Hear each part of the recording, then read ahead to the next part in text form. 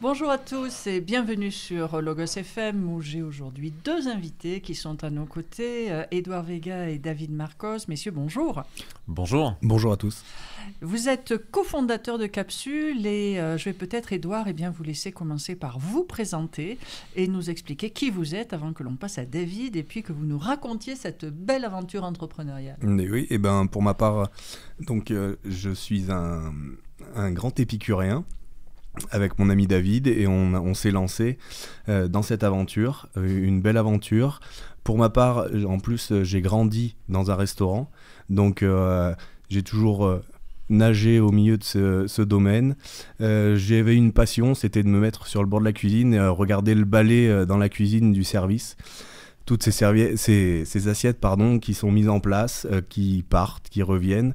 Donc je suis né dans le restaurant et j'ai aimé ce moment-là. Puis j'ai grandi et comme mes parents avaient ce restaurant, je leur ai surtout dit que je ne travaillerai jamais dans le restaurant.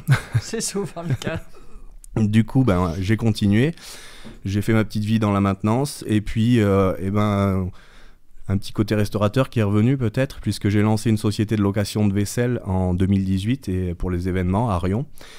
Et suite à ça, le Covid est arrivé, donc arrêt des événements, se réinventer. Pour ma part, j'ai gardé le rythme d'aller au travail tous les matins et il n'y avait pas grand-chose à faire, mais j'allumais le PC et je cherchais, je regardais et puis...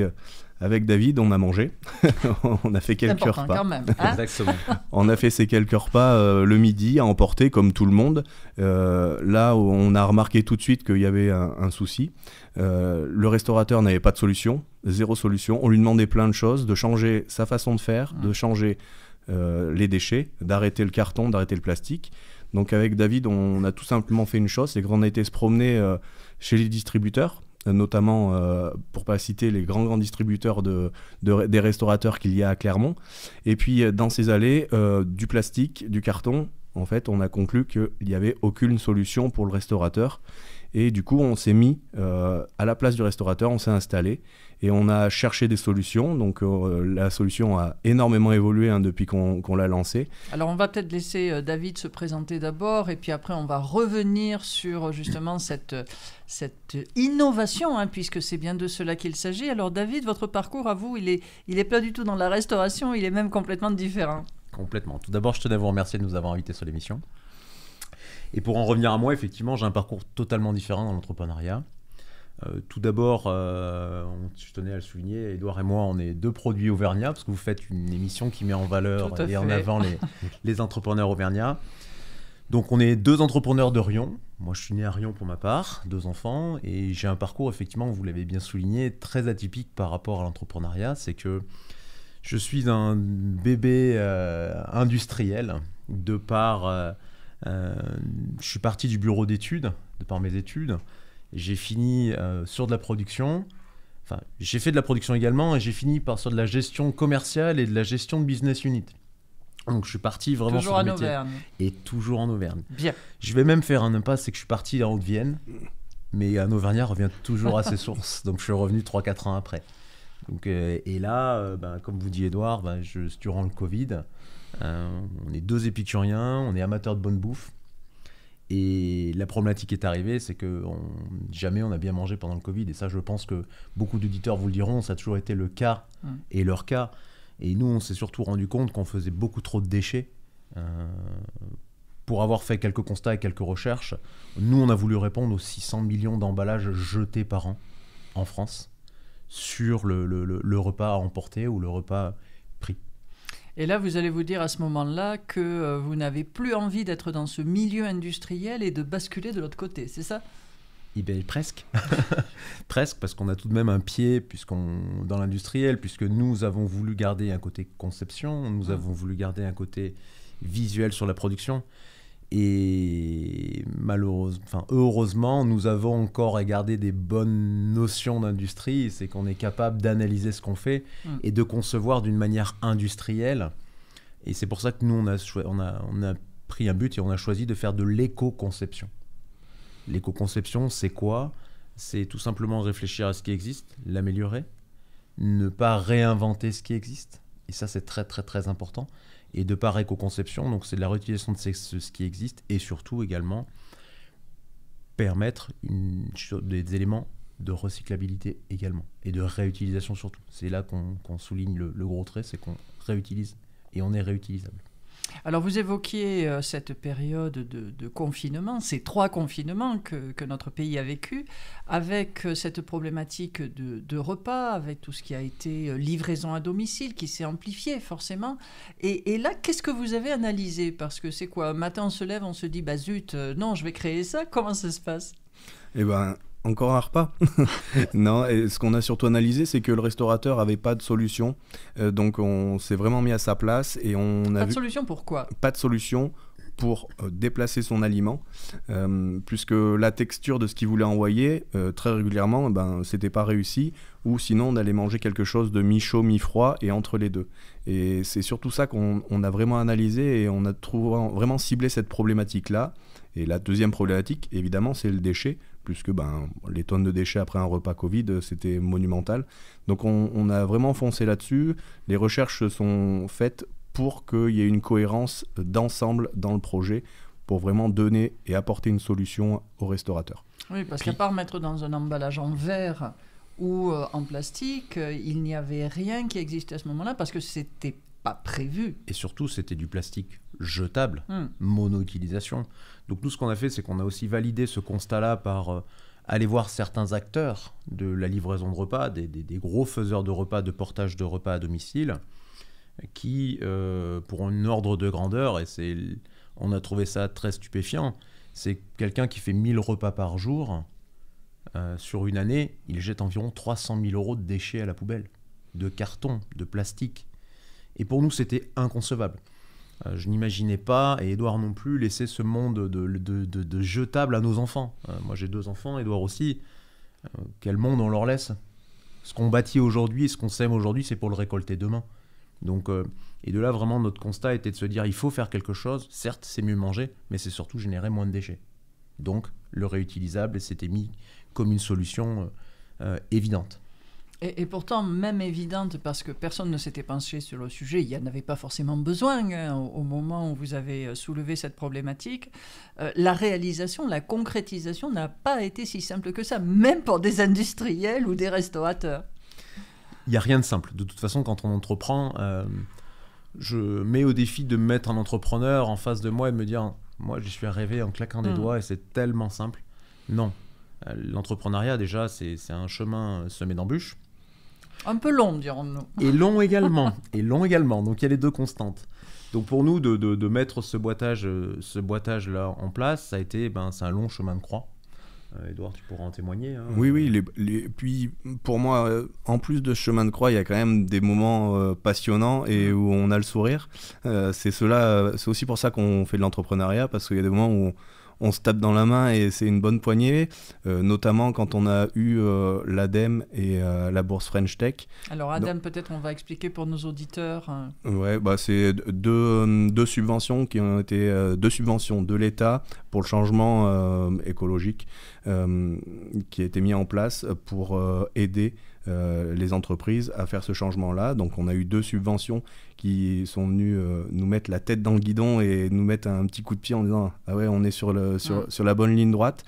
Et puis pour compléter tout ça, on a réussi à rentrer au village Baïséa, là où on va avoir plus un accompagnement et on va réussir à faire évoluer notre entreprise dans un petit cocon pour éviter les nombreuses erreurs et les nombreux fossés.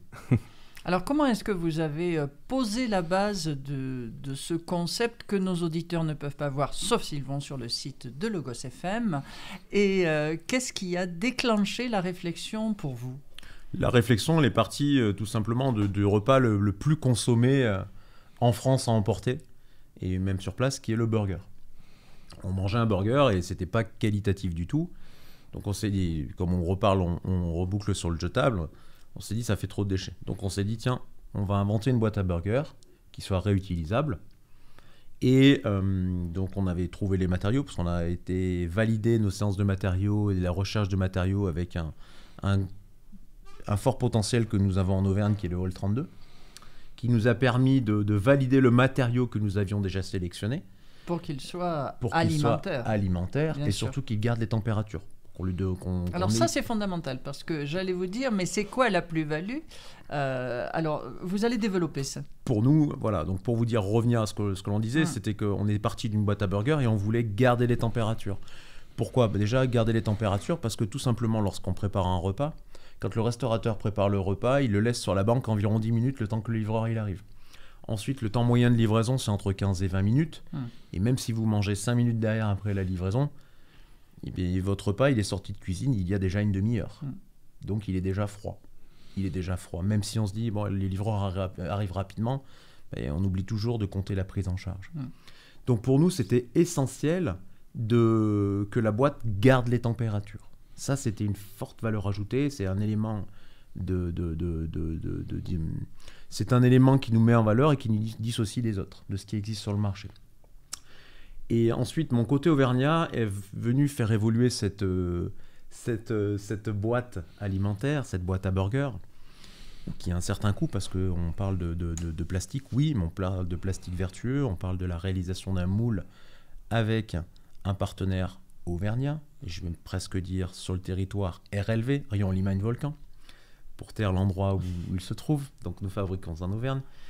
Et en tant qu'auvergnat, je me suis dit non, c'est trop cher pour une simple utilisation. Et là, avec Édouard, on a travaillé et on a développé une autre corde à l'arc de notre boîtage. Oui, il dit l'arc, justement. Donc, on a été à la verrerie Arc, à côté de Lille, qui est une des plus grosses verreries d'Europe. Et on a amené notre boîtage et on a réfléchi comment faire évoluer tout ça. On a tout simplement incorporé 10 boîtages en verre qui s'autocalent à l'intérieur. Du coup, on va pouvoir viser différents marchés, donc le finger food, la restauration collective ou le restaurateur ou traiteur classique qui va pouvoir jouer et s'adapter à son menu en mettant un burger directement dedans ou en mettant classiquement un aligot saucisse, fermer sa boîte, le donner au client à température chaude et le client va rentrer chez lui ou à son bureau pour manger une demi-heure, 3/4 d'heure après et il va réussir à manger à la même température. Voilà. Alors, quand vous parlez de verre, on est bien d'accord qu'il n'y a rien là-dedans qui soit cassable. Non, au contraire. Il n'y a rien qui est cassable. Déjà, notre boîte, en permettant d'autocaler les verreries, permettent que les verreries ne s'entrechoquent pas. La matière est utilisée déjà dans la messagerie, ce qu'il faut le savoir. Mais à différents grades, il y a un grade messagerie, il y a un grade automobile, parce qu'on en a 8 kilos autour de nous chaque jour dans nos voitures. Et il y a un grade alimentaire. Nous, on utilise le grade alimentaire qui nous permet, comme Édouard l'a bien souligné, de mettre soit directement la nourriture en contact avec le boîtage, ce qui évite encore de rajouter des packagings secondaires, comme le papier, comme une autre boîte, tout ce que tous les restaurateurs utilisent, et du verre. Le verre qui est autocalé, donc, ne se casse pas. C'est une sécurité supplémentaire, parce que si un restaurateur utilise des plats en verre et qu'il se casse durant le transport, moi, je recevrai ce plat-là, je serai désagréablement surpris, je ne me mangerai pas.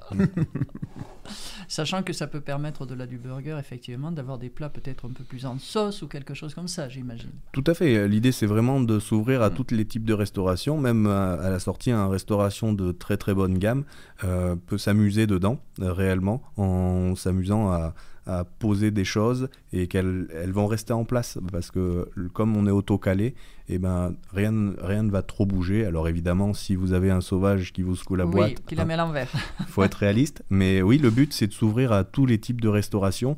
Et ça, on le souhaite vraiment, puisque notre petit jeu maintenant, c'est d'amener le boîtage et se caler dans un coin de cuisine, comme j'ai pu dire tout au début. Et regarder le cuisinier maintenant, c'est que le cuisinier s'adapte cette boîte. Et on s'amuse de ça parce que les restaurateurs prennent la boîte et font des choses dont on n'avait même pas pensé. Donc, placer par exemple le burger dans l'autre sens pour en mettre plusieurs, ou avoir des idées de cuisine qui vont faire que on va limite finir une cuisson à l'intérieur, des choses comme ça qui peuvent être très très intéressantes. C'est un boîtage à s'adapter. Vous nous parliez aussi de cette intégration au sein de Village by CA Centre-France. Alors, 2 mots peut-être sur cet accompagnement qui est quand même important pour une entreprise comme la vôtre qui démarre dans l'innovation. Oui, évidemment, c'est très très important. J'ai envie de dire que le plus important pour nous, c'est qu'une fois qu'on est à l'intérieur, il faut se dire qu'on a tous les outils autour de nous. Donc les outils, c'est quoi ? C'est juste des boîtes à ouvrir, des questions à poser, puisqu'il y a tellement d'intervenants, de personnes qui viennent généreusement prendre du temps pour nous aider, que tout ce qui est autour de nous, c'est pour éviter de tomber, et parfois juste de réorienter, ou des toutes petites choses, mais qui vont faire que demain, on va pouvoir mieux rebondir et avoir une vraie évolution par la suite. On a un accompagnement très régulier avec Myriam Chambon, qui est là en permanence pour nous toutes les semaines. Tout le monde nous aide au village, et c'est ça, on a un outil de travail qui est génial. Il y a une énergie dans ce bâtiment qui fait qu'on a tous envie de passer le pas et d'entreprendre plus vite et mieux. C'est le jouet collectif. Qu'est-ce que ça a pu, par rapport à d'autres porteurs de projets qui nous écouteraient, qu'est-ce que ça a pu changer pour vous, cet accompagnement ? Ou qu'est-ce que vous auriez moins bien réussi si vous ne l'aviez pas été ? Aujourd'hui, on a toujours, en tant qu'entrepreneur, on se pose pas forcément toutes les bonnes questions. On va pas au bout de nos questions, des fois, ça arrive vraiment. On balaye certains sujets qui sont plutôt importants.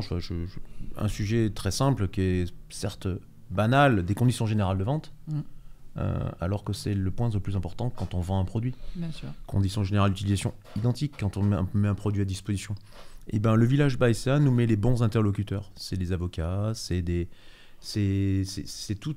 Avec le startup manager Myriam, elle nous fait nous poser les bonnes questions, aller au fond des questions, et c'est surtout, pour moi, le plus important, c'est que dès qu'on a une question et qu'eux n'ont pas les réponses, par contre, ils ont toujours le bon interlocuteur à trouver pour nous. Toujours la porte qui va être c'est toujours la porte, c'est un réseau, et c'est comme ça qu'il faut prendre le village, c'est le réseau, mais également s'entraider entre tous.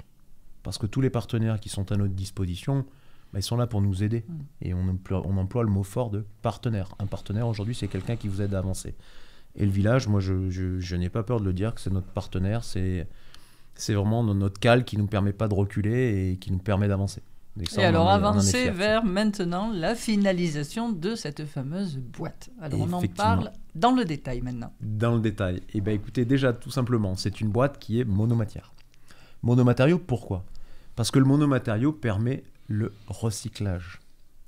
Le recyclage, aujourd'hui, c'est une filière qui est compliquée, parce que généralement, certains boîtages sont issus avec... C'est de la bimatière, donc il faut séparer les matières. Je vais prendre l'exemple le plus critique. Tout le monde se dit, oui, mais le carton, c'est recyclable, les gobelets, c'est recyclable. Oui, mais que fait-on du film plastique qui permet l'étanchéité sur le carton ? Eh bien, on ne sait pas les séparer. Donc nous, en éco-conception, dans notre boîtage, on a voulu avoir un simple matériau, un monomatériau. Ce matériau-là, je ne sais pas si les auditeurs sur Internet le voient, ce boîtage-là, donc un monomatériau, permet d'être rebroyé, lavé, rebroyé, et il repart dans la chaîne de fabrication. Donc, au bout de combien d'utilisations ? Au bout de plus de 400 fois. 400 fois. Edouard, 400 repas, ça permet de tenir. Ça permet de retenir. C'est 400 repas, 400 utilisations. Donc on a voulu une boîte avec une charnière. Pourquoi ? Parce que les utilisateurs, on perd souvent le capot. Où est le capot de votre Tupperware que vous avez depuis 10 ans ? Il est perdu. Oui. Et nous, avec une charnière... C'est un sujet qui craint, ça. C'est un sujet qui craint, mais c'est de la perte. Et c'est quand on n'a plus le couvercle d'un boîtage, que devient le boîtage ? Ça devient un déchet. Ça devient un déchet. Donc on a voulu, de par notre éco-conception, avoir un boîtage qui soit monobloc, qui permette d'être fermable, étanche, monomatériaux. Je dirais aussi qu'on a voulu créer deux cercles, un cercle de production et un cercle d'utilisation. Et ces deux cercles-là, on a voulu qu'ils se ferment, donc à chaque fois fermer la boucle, comme l'a dit David, le recyclage au niveau de la production, et au niveau de l'utilisation, le lavage, et on reprend à chaque fois ces deux boucles. Et quand on réussit à fermer ces deux boucles, en principe, même si, oui, c'est du plastique, mais on arrive à l'utiliser en permanence. On a tous du plastique autour de nous, le portable, l'ordinateur. Si on l'utilise correctement et on le lave, etc., et là, c'est réutilisation, il y a de la cohérence, donc ce n'est pas grave. On a voulu, sur le boîtage-là, avoir, quand on parle de boucle, une économie circulaire autour de lui. L'économie circulaire, ça passe par la consigne. Notre boîtage est consignable, donc il ne faut pas que les restaurateurs ou tout autre utilisateur se disent « ouais, mais ça, je vais le perdre ». Non, il existe aujourd'hui des moyens en France. Nous nous sommes renseignés et on est capable de donner conseil. On parle de partenaires aussi, comme tout à l'heure. On se met en tant que partenaire des utilisateurs.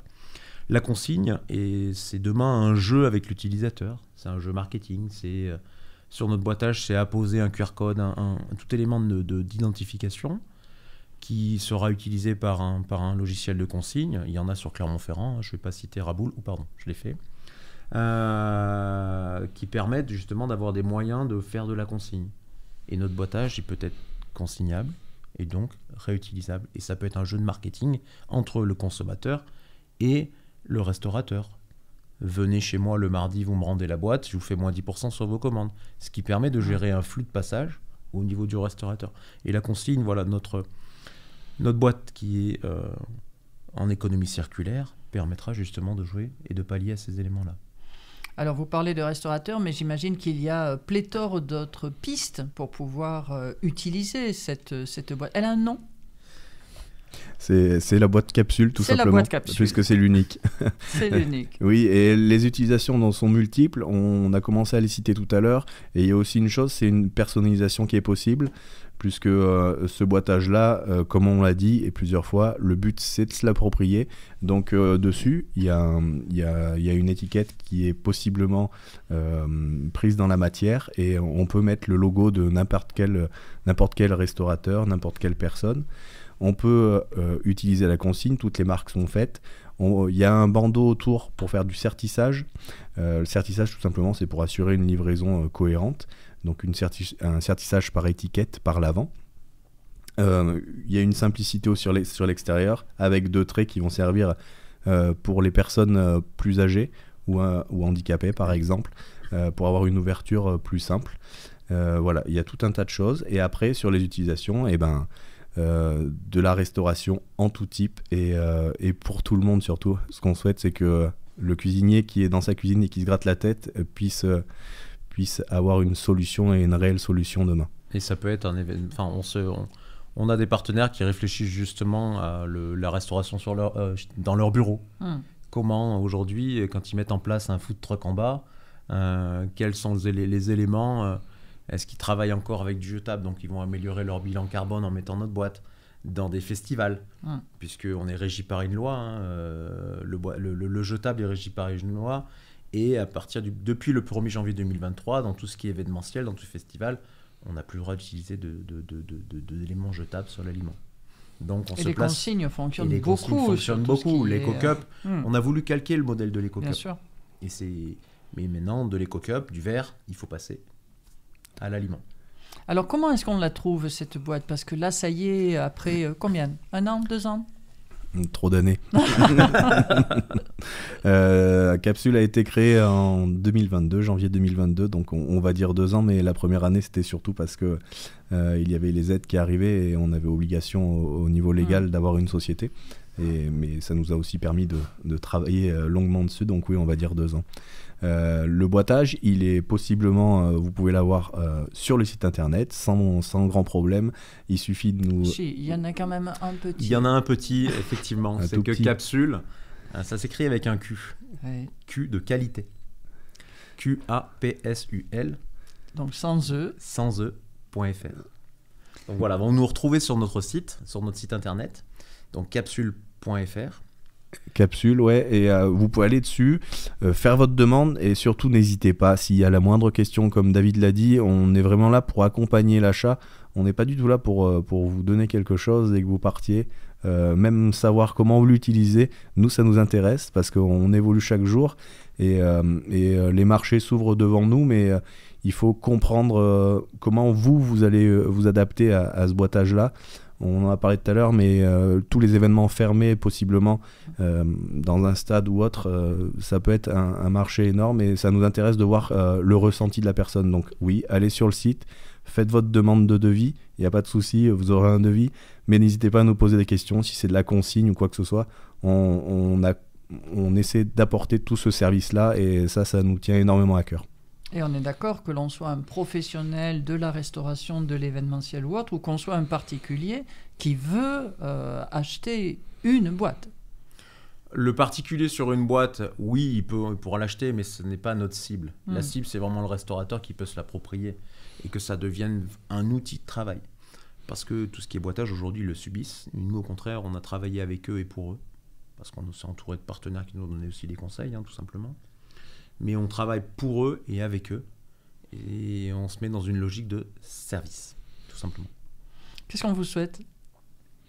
de réussir, tout simple. C'est un peu bêta ma réponse, mais c'est bien celle qu'on souhaite. Oui. Non, de réussir, de faire du boitage et aussi d'avoir une réflexion plus large sur ce boitage-là, puisque je pense que demain, des boitages de cette typologie, il est possible d'en faire évoluer d'autres. Et là est tout l'intérêt pour nous, puisqu'il y a une première capsule qu'on a devant nous, mais demain...